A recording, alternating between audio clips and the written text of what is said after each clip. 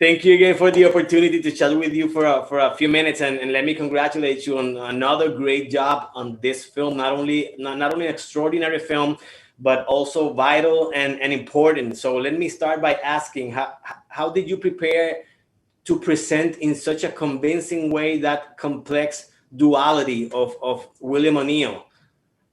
I Well, the thing is that I didn't have very much to work from in terms of the character. Just wasn't a lot of information about him. So what I knew was that he provided floor plans to the FBI, and that I hated that.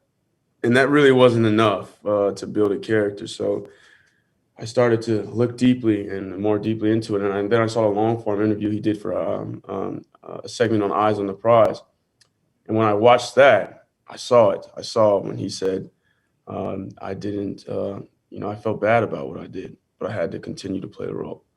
And so I was like, oh, okay, there we go. There's a little bit more nuance.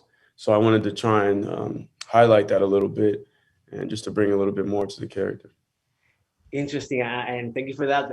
At a press conference with Chaka, the director, he praised your incredible performance for precisely that we were mentioning, the complexity of the character. So how is the process? I was always have the curiosity of how is the process between the actor in your case with your director to achieve such an incredible performance.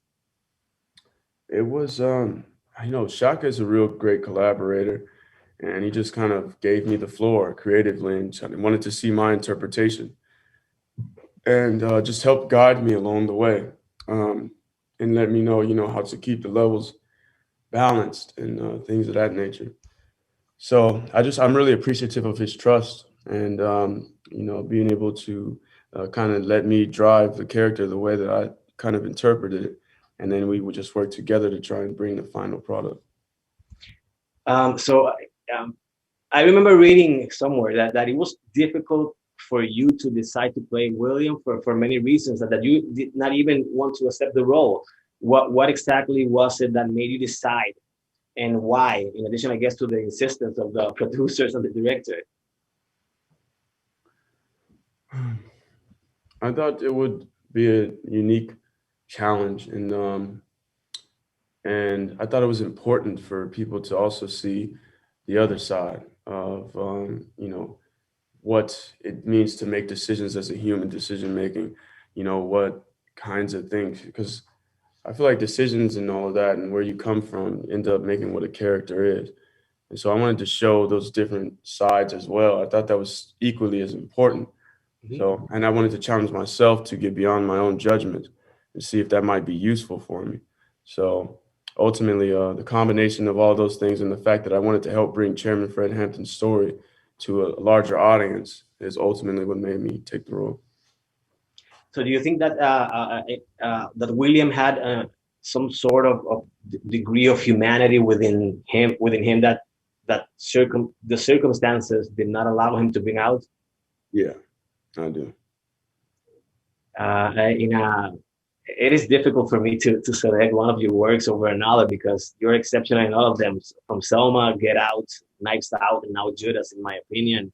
How would you classify this project among your work, and which one do you consider the most personal? This is the most meaningful thing I've done, and the most challenging. Um, yeah, yeah, it's both of those.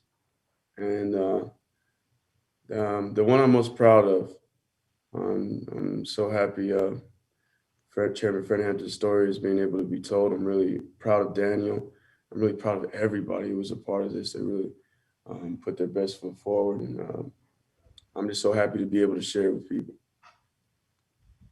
So, as a Puerto Rican Caribbean black man who, for the last few years, has been reading and educating on racial issues, these issues are becoming more and more relevant in the media industry. Do you understand that Hollywood is doing enough to carry or deliver these messages effectively? Mm.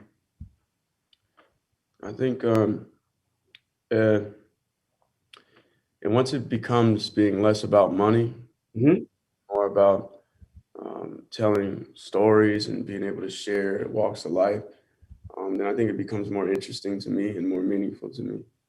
And it can work better for that and to that end, that it's not always about cashing in, it should be about finding these stories that are heartfelt and being able to share them.